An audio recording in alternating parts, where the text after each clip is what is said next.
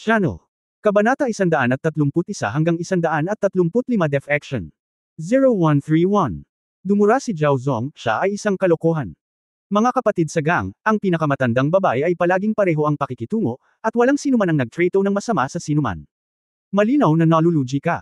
Miss, hayaan mo akong mag-alis para sa iyo. Ang traidor na ito.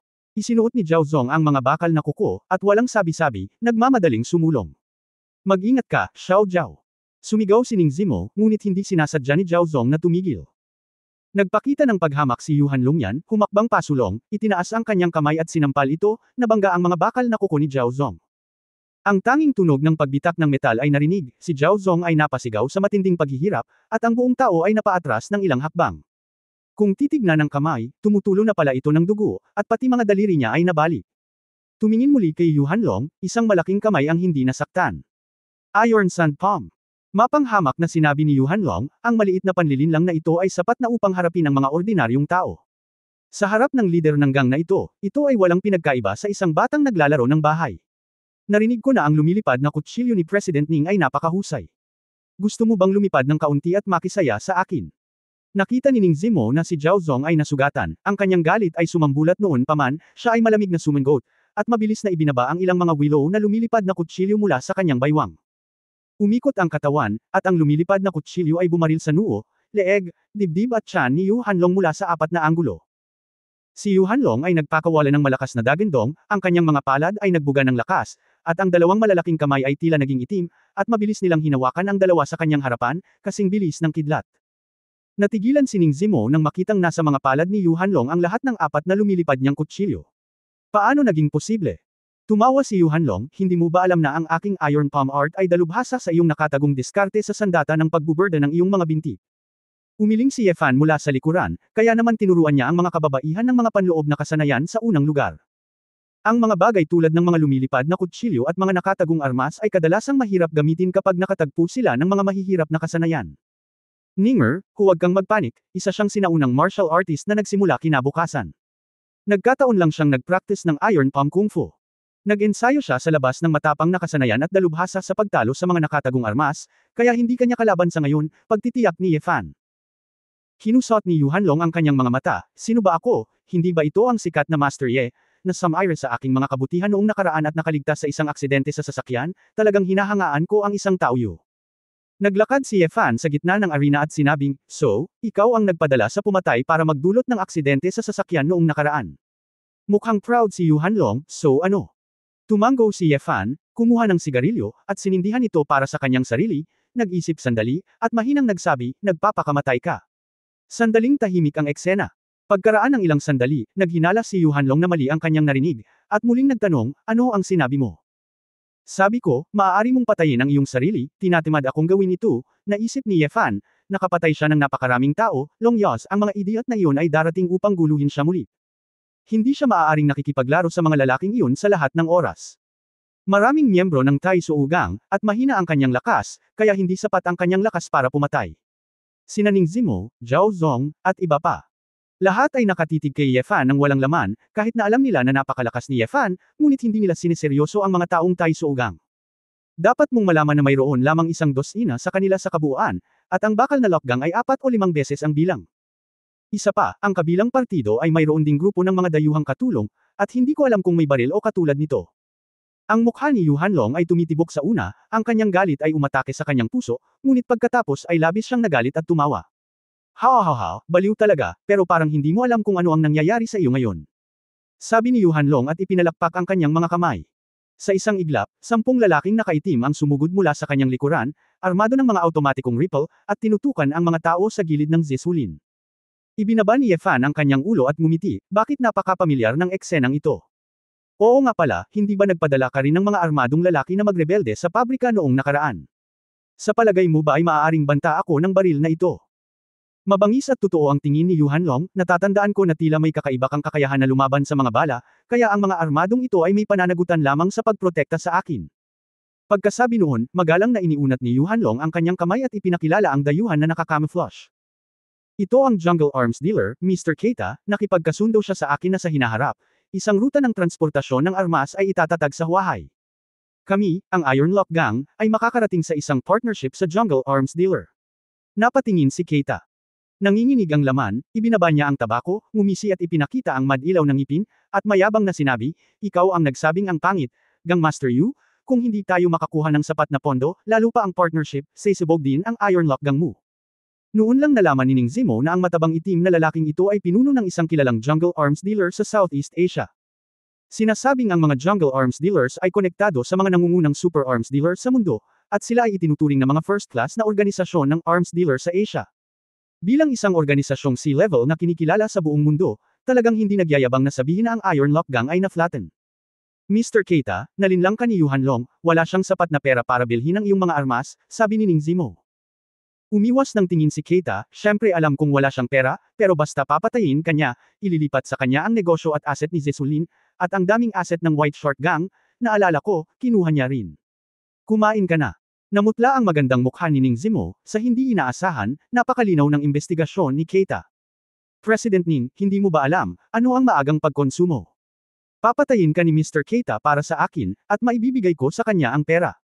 Talaga bang iniisip mo na kung putulin ko ang ilan sa aking mga paraan ng paggawa ng pera, hindi ako makakabili ng armas? Minamaliit mo rin ako, may iba. Si Keita daw. Nakapagdesisyon na, naglagay ng dalawang daliri sa kanyang bibig, at sumipol. Biglang, mula sa ikalawang palapag ng bodega, sa likod ng ilang mga haligi at ilang mga kahon, lumitaw ang isang dosenang uniforme ng camouflage, madilim ang balat. Lalaki. Ang mga ekspresyon at kilos ng bawat isa sa kanila, sa unang tingin, talagang lumaban sila sa larangan ng digmaan, at sila ay lubhang mabangis. Ang susi ay ang bawat isa ay may malakas na firepower sa kanilang mga kamay. Dam! Rapping bazooka, AK-47. Bulalas ni Zhao Zong at ng iba pa. Sa pagtingin sa mga sandata na hawak ng mga lalaking ito, ang mga tao sa Zesulin ay mukhang sobrang pangit. Ito ay isang tunay na mamamatay sa larangan ng digmaan. Ang mga nagtitinda ng armas na ito ay sadyang baliw. Natatakot ka ba? Natatakot ka ba? Ye Fan, mayroon ka pa bang mukha na pumutok sa iyong balat ng baka? Ngini siya ni Yuhan Long. Sumimangot si Ye Fan. Kung bala ang pag-uusapan niya, ayos lang, ngunit kung may sumabog na parang rocket, hindi niya masigurado ang kaligtasan ng mga tao sa Purple Bamboo Forest. Si Yuhan Long ay nabulag. Kung ang mga sandata na ito ay nakuha niya, kahit na magpadala si Zia Guo ng mga espesyal na puwersa upang sirain siya, kakailanganin itong timbangin. Kapag naiinggit ang gobyerno sa kanila, maraming bagay ang magiging madaling hawakan.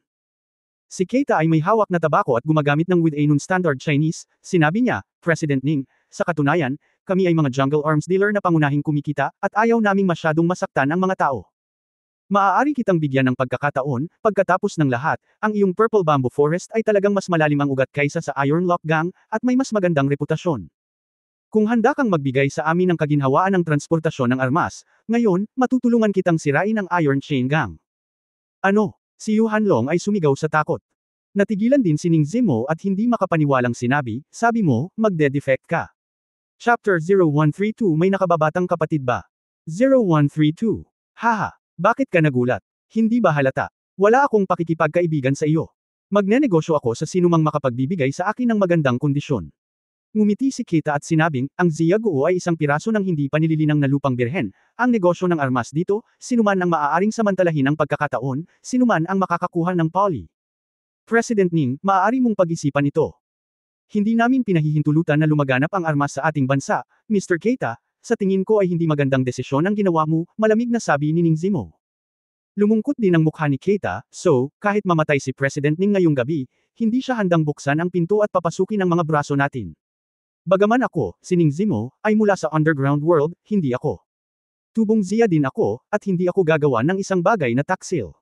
Sabi ni Ning Zimo na may determinadong tingin. Nakahinga ng maluwag si Yuhan Long, pinagalitan ang mga profiteer na ito sa kanyang puso, at tumawa ng malakas sa kanyang mukha, Mr. Keita, kita mo, ang mga taong ito ay napakapedantic, talagang imposible nilang buksan ang port para sa iyo. Ang ruta ng transportasyon. Nakaramdam ng kaunting panghihinayang si Keita, talagang plano niyang makipagnegosyo sa White Shark Gang o Zesulin, ngunit wala na ang White Shark Gang, at masyadong masunurin sa batas si Zesulin, kaya kailangan niyang manirahan sa susunod na pinakamagandang bagay. Kung ganoon ang kaso, kung gayon. Nang mag-uutos na si Keita na gawing abo ang mga tao sa Purple Bamboo Forest gamit ang mga rocket, biglang sumigaw si Ye Fan. Sandali. Kinaikit ni Keita ang kanyang mga mata, bakit, binata, natatakot ka ba? Gusto mo bang akitin ang iyong presidente? Walang magawang sinabi ni Ye Fan, ang pangalan mo ay Keita, tama ba? Oo, jungle arms dealer ako, Keita, pagmamalaki ng itim na matabang lalaki. Dapat lang, hihintayin mo akong tumawag, at kapag natapos na ang tawag, pag-iisipan mo kung paano magutos. Sabi ni Yefan, at kinuha ang kanyang mobile phone. Nagtaka si Keita, tawagan, sino ang tatawagan? Malalaman mo mamaya. Dinial ni Yefan ang numero ng magnesium. Medyo nabahala si Yuhan Long, at nagmamadaling sinabi, Mr. Keita, pabayaan na natin siya. Patayin mo na. Nauubusan siya ng oras.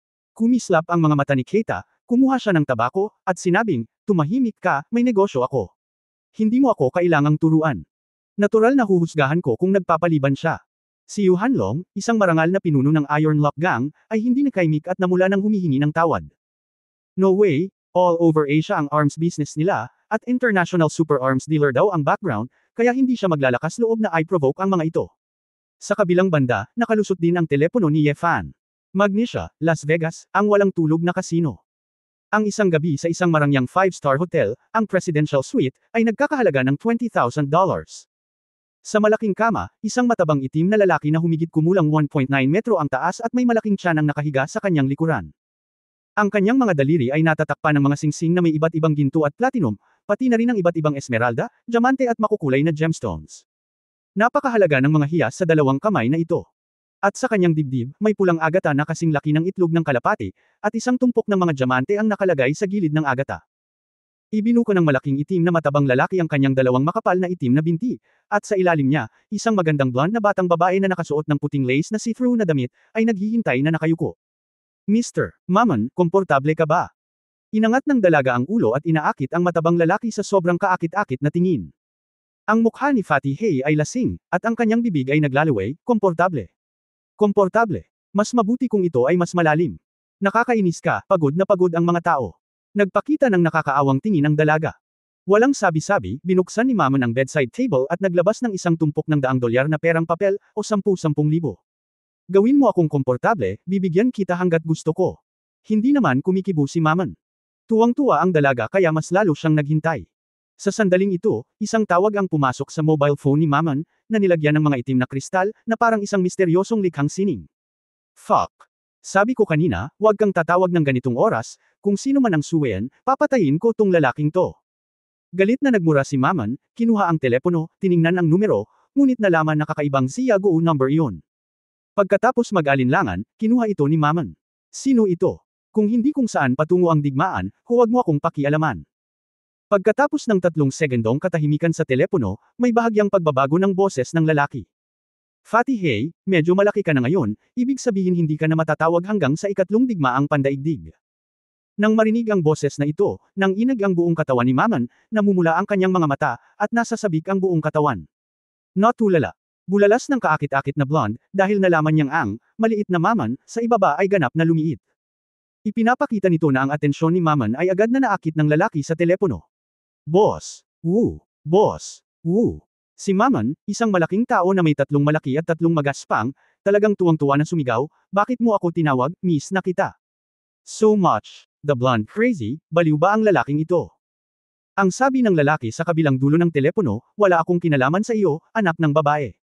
Siguradong nakikipaglaro ka sa mga babae ngayon. Umagang-umaga na doon. Mag-ingat ka na maya-maya ay mamamatay ka sa isang babae.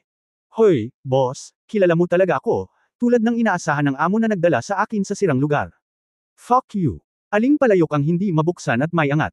Ngumiti ng napakatapat si Mammon, boss, nasa Zia country ka ba? Kamusta ka kamakailan? Pwede ba kitang mahanap? Ayos lang, marami pa akong dapat gawin, tingnan ko mamaya, guys, kung makakita ako ng isa, ibig sabihin ay kailangan kong makipagkita sa ilan. Bihira akong maalis sa inyo. Lagi akong kailangang mag-relax ng kaunting oras. Hoy boss, sa kakayahan mo bakit mo gustong maranasan ang buhay napakalakas mo at perwisyo ngayon may kailangan pa bang pagbutihin kung gagawin mo? And to have the same experience as me, experience ko din makipaglaro sa mga babae. Masyadong boring ang way of experience mo. Komento ni Mammon. Pagtatapon ng pera para maglaro, pagod na ako sa paglalaro, hindi mo maiintindihan ang saya ko ngayon. Napangiti si Mammon, hehe, boss, tapos tinawag mo ako, bakit mo ako hinanap? Paanong magkakaroon ng big deal? Hindi, retired na ako, so who cares about the war? Iyon ang ano ang dahilan. Nagtaka si Mammon, nanginginig na sinabi, may ginagawa ba akong mali? Sabi ng lalaki, mayroon ka bang nakababatang kapatid, ano ang pangalan ni Keita? Oo, sa Asia, gumawa ako ng isang C-level na organisasyon, napakakaunting mga labanan doon, at ang hukbo ng Xia Kingdom ay parang nakikipaglaban sa dugo ng manok, kung saan ito ay napatay sa sandaling nagkaroon ng kaunting pulbera. Ayoko nang gumawa ng labis, walang magawa si Maman. Ikaw na nakababatang kapatid, medyo malakas na ito ngayon. Ngayon ay gumagawa ako ng isang batch ng mga baril, at nakatutok ito sa aking ulo. I just wanted to call you and make sure, if you think I'm retired, you plant a rebellion, Fatty Black. Nakangiting tanong ng lalaki, ngunit may mamamatay na aura na sa kanyang mga sinabi. Sa sobrang takot ni Maman, halos malaglag ang phone niya, nanlamig ang buong katawan, napatayo siya bigla, at sumigaw, "Boss! Teka lang, tatawagan ko siya agad. Itong batang to, hintayin mo akong tapusin ang pagpapagalit sa kanya, tanggalin mo siya. Patayin mo." Pagkatapos magsalita ay wala nang pakialam pa si Maman, at pagkababa ng telepono, nanginginig ang kanyang mga kamay, at sinimulan niyang hanapin ang numero ng telepono sa malamig na pawis. Nagtanong ang blonde sa mapang-akit na boses, "Panginoon Maman, ano ang ginagawa mo?" Sa napakagandang oras, hintayin ang umaga para maghintay sa opisina. Ngunit hindi siya pinansin ni Maman. Matapos mahanap ang telepono, agad niya itong dinil. Chapter 0133 Boss ko siya. Noong 0133 warehouse, narinig ni Yefan na ibinaba ang telepono, kaya matyaga siyang naghintay na may sigarilyo sa kanyang bibig. Bagamat hindi narinig ni Keita kung sino ang tinatawag ni Yefan, palagi niyang nararamdaman na may mali, at medyo na-guilty siya. Sa sandaling ito, may tumawag sa mobile phone ni Keita. Nagulat ang diwa ni Keita, inilabas niya ang kanyang telepono at tiningnan ang kanyang mukha, nagsimulang magpakita ng gulat at kahihiyan ang kanyang mukha. Napalunok si Keita, mabilis itong pinulot, at magalang na sumigaw, "Boss! Fuck! Sa telepono, ang isang lalaki mula sa magnesium na halos mabaliw, ay napag-alitan ng higit sa 1 minuto. Mapapag-alitan at mapaiyak si Keita. Anong nangyari? Boss, ano bang nagawa kong mali? Pakikalma ang galit mo. Nagpapadala ka ba ng isang tao upang palibutan at sugpuin ang isang tao? Keita weak sinulyapan niya si Yefan ng mahina, "Oo. Boss, paano mo nalaman? Siya ang boss ko." Natigilan si Keita ng higit sa 10 segundo, at biglang napagtanto na ang mga salitang ito ang kahulugan sa likod nito. Gatlang M. Sa sobrang takot ni Keita ay nanghina ang kanyang mga yabag, nanginginig ang kanyang mga paa, at napatitig sa binata sa Zia na humihit-hit ng sigarilyo sa hindi kalayuan. Medyo natulala si Yefan, nakakatakot ba talaga siya? Paano pinag-aral ng lalaking iyon mula sa Maman ang kanyang nakababatang kapatid? Ano ang sinabi mo tungkol sa kanya? Mr. Keita. Mr. Keita. Anong nangyari? Lalong nagulat si Yuhan Long. Paano naging jungle monkey ang walang katulad na jungle arms dealer ngayon? Nagniningning ang mga mata ni Ning Zimo. Alam niya na ang tawag sa telepono ni Yefan ang ganap na nagpabago ng sitwasyon. Ang lalaking ito ay palaging nagdadala sa kanya ng walang katapusang mga sorpresa. Tulad ng isang estudyante sa elementarya na nakikinig sa pamumuna ng guro, ibinaba ni Keita ang kanyang ulo at ibinaba ang telepono matapos marinig ang dagandong ng amo. Mr. Keita, anong problema? Bakit hindi ka nagsasalita? Si Yuhan Long ay mukhang naguguluhan. Bakit hindi ka nagsalita? Itinaas ni Keita ang kanyang ulo, malungkot ang kanyang mukha, parang sinapian ng masamang espiritu, nag-aapoy ang kanyang mga mata. Alam mo ba na dahil lang sa iyong tanga, ako at ang aking mga tao ay maaaring mamatay lahat dito ngayong gabi? Natigilan si Yuhan Long, paano ito? Ang ating lakas ng baril. Bago pa matapos magsalita si Yuhan Long, biglang hinugot ni Keita ang dalawang Desert Eagle mula sa kanyang baywang gamit ang dalawang kamay na kasing bilis ng kidlat. Bang bang bang bang bang bang. Ang napakalakas na Sand Eagles, dalawang nakatutok na apoy sa parehong oras, ang mga bala ay parang maliliit na bakal na kanyan, at lahat sila ay sumabog sa katawan ni Yuhan Long sa loob ng 1 metro sa malapitan. Ang buong malakas na katawan ni Yuhan Long ay parang pinirito sa tinadtad na karne. Hanggang sa sandali ng kamatayan, si Yuhan Long ay nataranta at natigilan, at hindi niya maisip kung bakit bigla siyang gustong patayin ni Keita. Hindi handa, nataranta ang lahat sa Iron Lock Gang. Umungol si Keita, patayin ang lahat ng tao ng Iron Soul Gang. Isang grupo ng mabangis na jungle arms dealer ang pumutok ng kanilang mga baril at, nang walang sabi-sabi, nagsimulang barilin ang mga tao ng Iron Soul Gang. Tudo, ang mga bala ay parang makapal na patak ng ulan. Ang puno ay nahulog at nagkalat, at isang grupo ng mga lalaki mula sa Iron Chain Gang ang yamakap sa kanilang mga ulo at tumakbo palayo, umiyak para sa kanilang mga ama at ina, ngunit silang lahat ay nahulog sa pool ng dugo. Ang mga taksil ng Purple Bamboo Forest, kabilang si Gao Yu, ay hindi rin pinaligtas. Nang ang mga tao na lamang mula sa Zishulin ang naiwan sa eksena, ang buong bodega ay puno ng mga marka ng bala at napuno ng usok ang hangin. Nanlaki ang mga mata ni Ning Zimo, hindi siya makapaniwala, ang Tai Suogang ay napatay ng arms dealer na biglang nagrebelde dahil sa tawag ni Yefan. Natatakot ako, hindi pinangarap ni Yuhan Long na ang larong siya mismo ang nagdisenyo ay papatay sa kanya. Matapos matiyak ni Keita na tapos na ang pagpatay, tinawag niya ang lahat, pagkatapos ay nanguna at tumakbo kay Yefan. Putok. Napaluhod si Keita, nakasubsob ang ulo sa lupa. My prince. Sinabi na sa akin ng boss ko ang lahat. Patawarin mo ang aking kamangmangan, ang kontrabida ay masyadong mahina at hindi kailanman nagkaroon ng pagkakataong makita ang iyong bathala, kaya ako ay sasaktan. Mangyaring bigyan ang kontrabida ng pagkakataon. Nanginginig si Keita, pilit na pinipigilan ang pag-ihi sa kanyang pantalon. Sina Ning Zimo, Zhao Zong at isang grupo ng mga tao mula sa Purple Bamboo Forest ay tumingin lahat kay Yefan na may hindi maihahambing na pagtataka sa mga mata. Sino si Yefan, at bakit napakamasunurin sa kanya ng isang mabangis na nagbebenta ng armas sa gubat? Pinaikit ni Yefan ang kanyang mga mata at sinabing, ibigay mo sa akin ang iyong Sand Eagle. Naninigas si Keita, ngunit iniabot pa rin ang baril kay Yefan. Pagkatapos, nakiusap si Keita, pakiusap, pabayaan mo ang mga tauhan ko, sumunod lang sila sa akin, may sarili silang pamilya. Hindi nagsalita si Yefan, ngunit biglang uminit ang nguso ng baril. Ang Sand Eagle pistol ay nakatutok sa kanyang templo, wala pang 5 sentimetro ang layo. Nang makita ang eksenang ito, natigilan si Keita, hindi alam kung ano ang ginagawa ni Yefan. Napabulalas din si Ning Zimo, kayong fan. Huwag kang magulo. Bago pa matapos magsalita si Ning Zimo, nagpaputok na si Yefan. Hilahin ang gatilyo. Bang! Ang kuha na ito ay natakot sa lahat ng manunood, kasama na ang grupo ng mga nagbebenta ng armas kasama si Keita, hanggang sa punto kung saan sila ay umalis sa kanilang mga katawan. Lahat ay tumingin kay Yefan nang hindi makapaniwala, ngunit Yefan. Wala talaga. Nakita ko na ang kaliwang kamay ni Yefan, hindi ko alam kung kailan, ay hamarang sa templo, at isang bala ang nasa pagitan ng dalawang daliri. Ang buong katawan ni Keita ay bumagsak sa lupa, ang kanyang mga mata ay tila nakakita ng isang Diyos, at siya ay labis na sinasamba.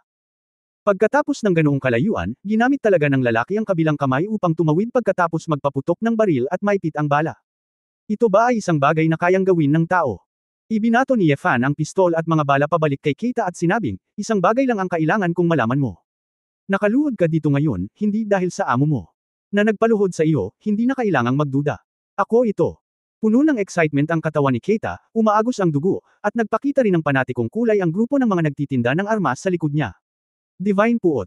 Ibinagsak ni Keita ang kanyang ulo sa lupa gamit ang isang malakas na suntok, na tumalsik ng dugo. Casino, sa presidential suite ng hotel. Sabik na naghintay si Mammon sa mensahe sa telepono. Makalipas ang halos 10 minuto, isang mensahe ang ipinadala. Boss, pinatawad na kami.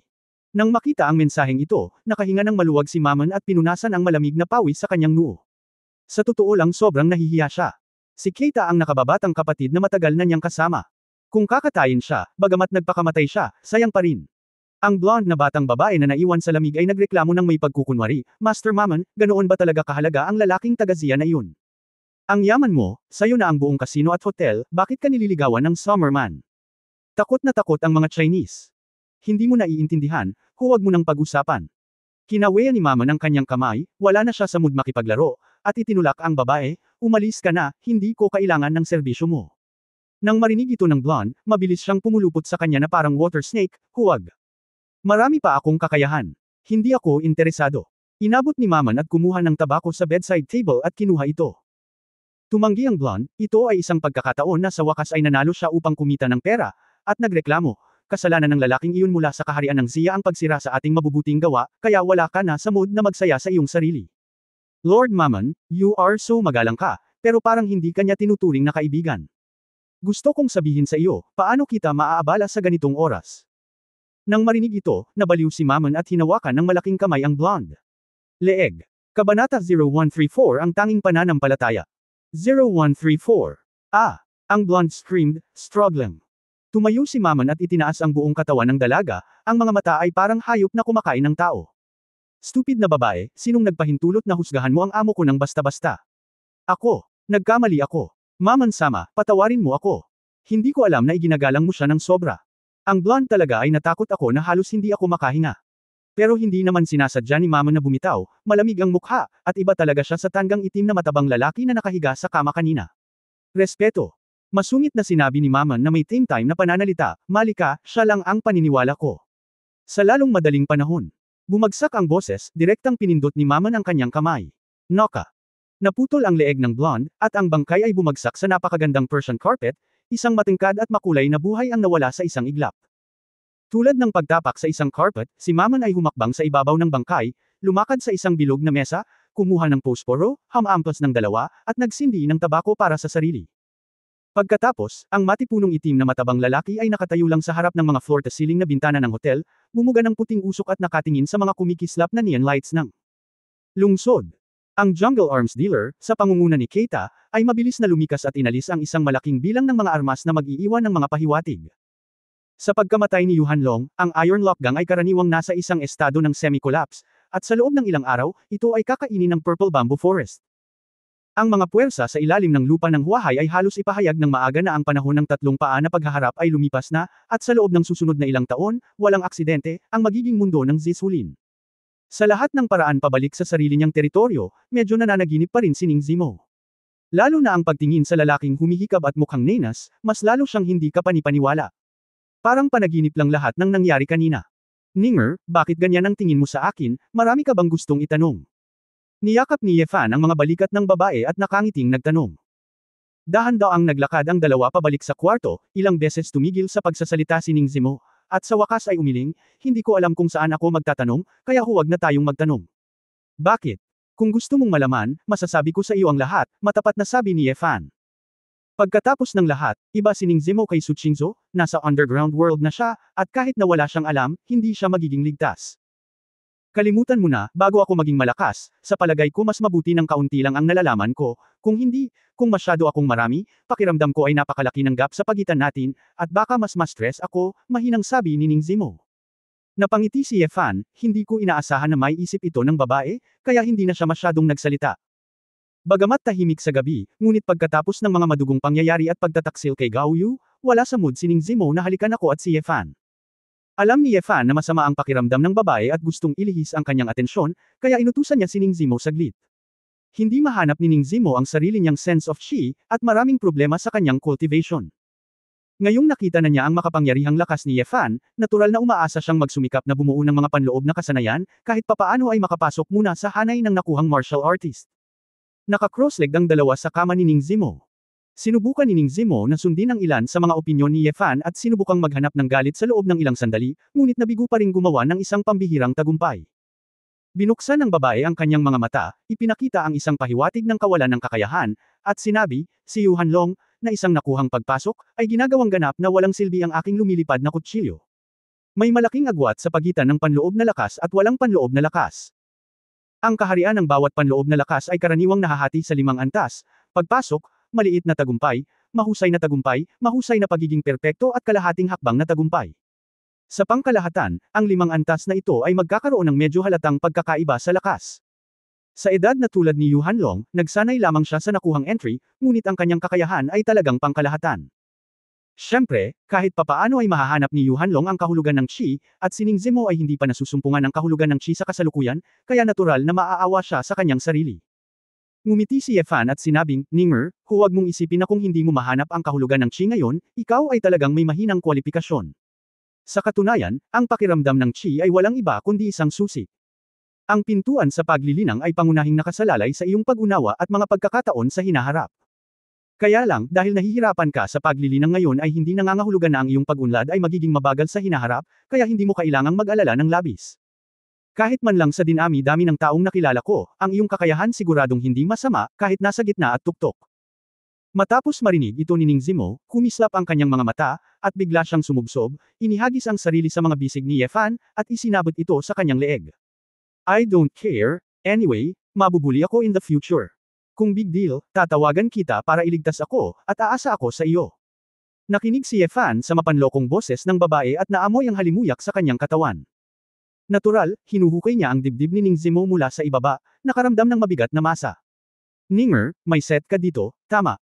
Hindi ngayon, itinaas ni Ning Zimo ang kanyang ulo, ang ilan ay nahihiyang sinabi niya, narito ang aking tiyahin.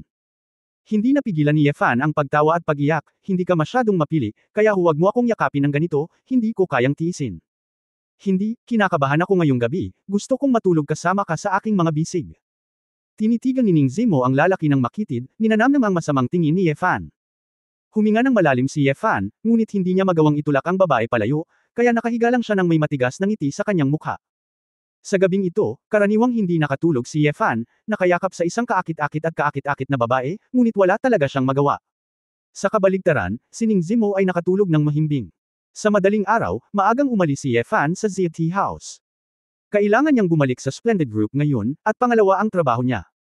Pangunahing gusto niyang makilala ng personal si Feng Yueying at pag-usapan ang tungkol sa kanyang kasal. Siyempre, ang pagiging makasarili ni Yefan ay hindi gustong mawala si Feng Yueying, ngunit kailangan niyang umamin at hindi manlinlang ng mga babae. Nang dumating si Feng Yueying sa kumpanya, walang choice si Yefan kundi pumunta sa kanyang opisina at ayusin muna ang ilang bagay. Sa hindi inaasahang pagkakataon, naunang dumating si Chenya sa pintuan, at pagpasok pa lang niya, magalang na nagtanong ang malamig na mukha na babaeng katulong, anong nangyari sa iyo nitong 2 araw? Bakit hindi ka pumasok sa trabaho sa oras?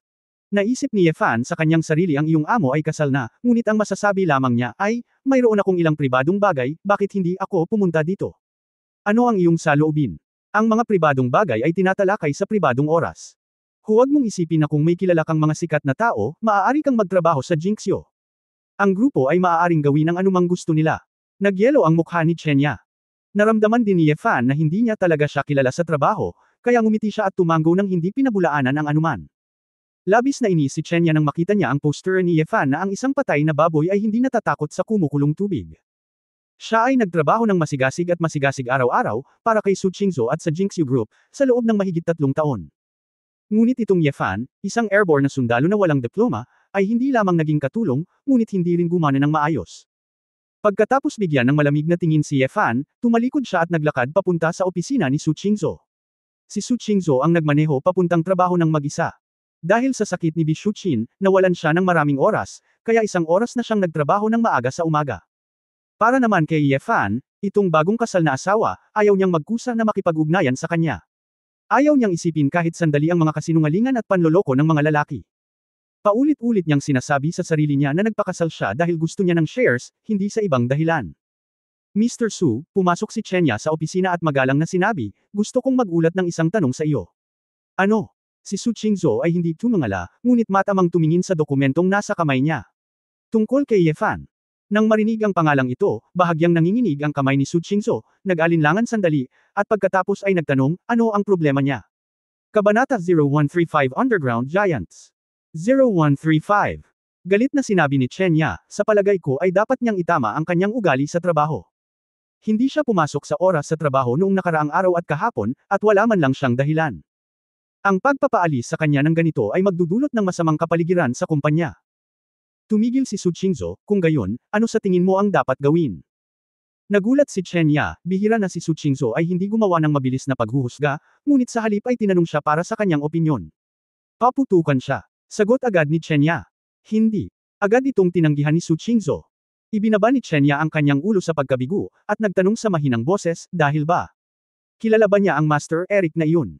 Hindi, paliwanag ni Su Qingzhou, kaya lang. Hindi siya matatanggal sa trabaho. Pero siya. Ganun ba? Naisip ito ni Su Qingzhou at sinabing, maaari kang magayos para sa kanya ng ilang trabaho na nangangailangan ng oras at lakas, huwag lang siyang walang ginagawa. Kinagat ni Chenya ang kanyang ibabang labi, ngunit dahil sinabi iyon ni Su Qingzhou, wala na siyang masabi pa. Pagkatapos lumabas ng opisina, nag-isip si Chenya ng ilang trabaho na maaaring italaga, at pagkatapos gumawa ng plano, kumuha siya ng dokumento at pumunta sa opisina ni Yefan. Pagkapasok niya sa pinto, nakita niya na si Yefan ay gumagamit ng chat software para makipag-usap sa isang tao doon. Tita, bakit gusto mong maglaro ng Dota 2 bigla? Umupo si Yefan sa harap ng computer at tiningnan ang mensahe mula kay Mumumo, napakawalang imik. Dahil narinig ko na ang premyong pera ng laro ay napakataas, gusto kong magsanay at maglaro ng propesyonal. Mayroon kang mali. Ang League of Legends ay isang kalahating puso, sa tingin mo ba maaari kang maging isang mahusay na Diyos sa pamamagitan ng paglalaro ng Dota? Umaasa si Yefan na makikilala ito ng dalaga. Realidad. Tumanggi si Mumumo, oh. Iba ang mga laro sa mga laro. Napakatalino ko, siguradong magtatagumpay ako. Ikaw ang aking guro, paanong hindi mo ako susuportahan, humihikayat ng higit at kaunting suntok, naiintindihan mo ba? Okay, kahit anong gusto mo, pero wala akong masyadong oras kamakailan. Responsibilidad ko lang na tulungan kang makakuha ng mga puntos, at maaari mong laruin ang level bago ang hagdan. Hihi, alam ko Yefan ikaw ang pinakamahusay, maaari kang maglaro ng anumang laro. Masayang nagpadala si Mumumu ng ilang cute na ngiti. Kumuha ng sigarilyo si Yefan at sinabing, pero alam mo rin na mataas ang bonus ng Dota. Kung umabot ka ng 6,000 puntos, ito ay nagkakahalaga ng 3,000 yuan. 3,000. Pumapatay ka ng baboy. Kapos ka ba sa pera?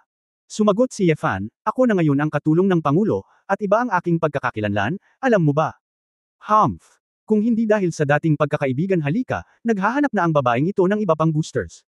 Huwag kang magsalita ng walang kaparirikan, may deal ka ba? Okay. Deal. Nakompromiso si Mumumo, wala siyang interes na maghanap ng iba pang boosters, tutal, sanay na siya na tinulungan siya ni Yefan na linisin ang gulo na nawala sa kanya. By the way, Yefan, birthday ko sa Sunday. Punta ka sa Lanling KTV para dumalo sa birthday party ko. Nagpadala si Mumumu ng imbitasyon. Si Yefan ay hindi interesado sa kaarawan ng maliit na bata, kaya sinabi niya ng walang tigil, pag-usapan natin ito sa linggo. Matapos ay off ang chat software, dahan-daang lumingon si Yefan at tumingin kay Chenya na may malungkot na mukha sa likod niya. Hindi ka ba mayaman sa iyong libreng oras? Ngumisi si Chenya. Ngumisi si Yefan, Assistant Chen, ano ang problema ko? Labis na inis si Chenya nang makita niyang hindi siya natatakot na matanggal sa trabaho. Obviously, ang taong ito ay nakapagtatag na ng matatag na posisyon sa Jinxu Group, kaya napakawalan niya. Hindi mo kailangang gumawa ng pagsasalin ngayon. Sinabi ni Pangulong Su na mag-aayos siya ng iba pang mga bagay para sa iyo. Naalala ko lang na may final payment pala para sa engineering design, na 2 beses na ipinagpaliban. Ikaw ang may pananagutan sa pagkolekta nito. Pagkatapos magsalita, si Chenya ay naghagis ng isang stack ng mga dokumento kay Yefan. Ang pagsasara ng bayad. Hindi ba dapat ang gawain ito ay gawin ng Departamento ng Pagbebenta? Ayon sa pangunawa ni Yefan, si Feng Yueying at ang kanyang departamento ay dapat na maging responsable para sa ganitong uri ng trabaho. Oo, pero napaka-espesyal ng backstage ng kumpanyang ito, kung hindi ka mag-iingat, baka may mga problema. Dahil mayroon kang mahusay na kasanayan, hahayaan kitang sumama kay Minister Feng. Kailangan mong protektahan ang kaligtasan ni Minister Feng. Sabi ni Chenya na may kislap sa kanyang mga mata. Nang mabalitaan ni Yefan na kasama niya si Feng Yueying, mas naging handa siya sa kanyang puso, ngunit sa pakikinig sa kahulugan ni Chenya, ang kumpanyang ito na tinatawag na Feiyun Entertainment, ay tila hindi isang mabuting tao. Mainggit kaya ang batang babae na ito sa kanyang sarili dahil sa kanyang natatanging kakayahan, na nagnanais na may mangyari sa kanya. Yefan, makinig kang mabuti, 3 lang ang dapat gawin. Kung ipagpaliban ulit nila sa pagkakataong ito, baka hindi na natin makolekta muli ang balanse, at sisimulan na natin ang legal na proseso. Pero maaaring tumagal ng ilang taon ang legal na proseso, so basically it means na hindi mo na maibabalik ang pera mo in the short term or even forever, kaya kung hindi mo ito matatapos, kailangan mong managot. Pagkatapos magsalita ni Chenya, tumalikod siya at umalis. Si Yefan ay mukhang walang magawa, ano ang kinalaman ng proyektong ito sa kanya, at ang mga taong nagrepaso sa proyekto ang dapat sisihin. Gayunpaman, hindi siya interesadong makipagtalo kay Chenya. Hahanapin niya si Feng Yueying, kaya bumaba siya sa sales department habang binubuklat ang mga dokumento. Nang makita ko si Feng Yueying, nakita ko na ang mukha ng babae ay tila medyo haggard, ang kanyang mukha ay mas madilim, at mayroong isang nakababahalang kagandahan. Yingying, bakit parang pagod ka? Pumasok si Yefan sa opisina at nagtanong. Nang makita ni Feng Yueying si Yefan, nanliit ang kanyang mga mata at pinilit niyang ngumiti, siguro hindi ako nakatulog kagabi, bakit ka nandito? Inilagay ni Yefan ang impormasyon sa kanyang kamay, sinabi ni Chenya na gusto mong sundan ang balanse, hayaan mo akong sumama sa iyo, para maiwasan ang anumang aksidente. Sasama ka sa akin. Saglit na natigilan si Feng Yueying, at pagkatapos ay bumulong, oo. Si Kapitan Shu ay na-hospital. Siya ang nagprotekta sa akin. Nang marinig na kailangan pa rin ito ng proteksyon, nagtaka si Yefan, ano ang pinagmula ng kumpanyang ito ng Feiyun, at paano mapanganib na habulin ang huling pagbabayad. Napabuntong hininga si Feng Yueying, ang Feiyun Entertainment ay talagang negosyo ng pamilyang Shangguan. Ang pamilya ng Shangguan. Napapikit si Yefan, ibig mong sabihin, ang pinakamalaking pamilya sa ilalim ng lupa sa lalawigan ng Jiang, ang pamilyang Shangguan. So alam mo. Nagulat na sabi ni Feng Yueying, oo, ang Feiyun Pavilion ng pamilya Shangguan ay ang nangungunang 5 underground gang sa Xia Kingdom, na may puwersa sa buong Jiang Province, at ang kumpanyang ito ay bahagi ng Feiyun Pavilion. Bagamat sa Huahai, mayroong 3 gang, White Shark, Taisou, at Zishulin, ngunit ang 3 gang na ito, hanggang sa buong Xia Kingdom, ay mga middle at lower level strengths lamang. Kung tutuusin, ang Huahai ay isang lungsod lamang, at dahil sa mahigpit na kontrol sa ekonomiya at dayuhang kalakalan, kumpara sa ilang ibang probinsya, napakaliit ng espasyo para sa mga underground gang. Maraming underground na pamilya sa Xia State, kung saan mayroong 5 pangunahing underground na pamilya, ang pinakamakapangyarihan. Ang 5 pamilyang ito ay may kanya-kanyang gang at may hawak na mahalagang posisyon sa 5 probinsya. Ang pamilya Shangguan ay nakabaon sa lalawigan ng Jiang, nakatabi ng Huahai, at ang mga puwersa nito ay magkakaugnay, na sinasabing may kasaysayan na 150 taon. Paano ka makakasabay sa negosyo ng pamilya Shangguan? Hindi ba ito ay isang malinaw na kawalan? Tanong ni Yefan. Pagtatapos ng kabanatang ito. For more videos, please like, share and subscribe.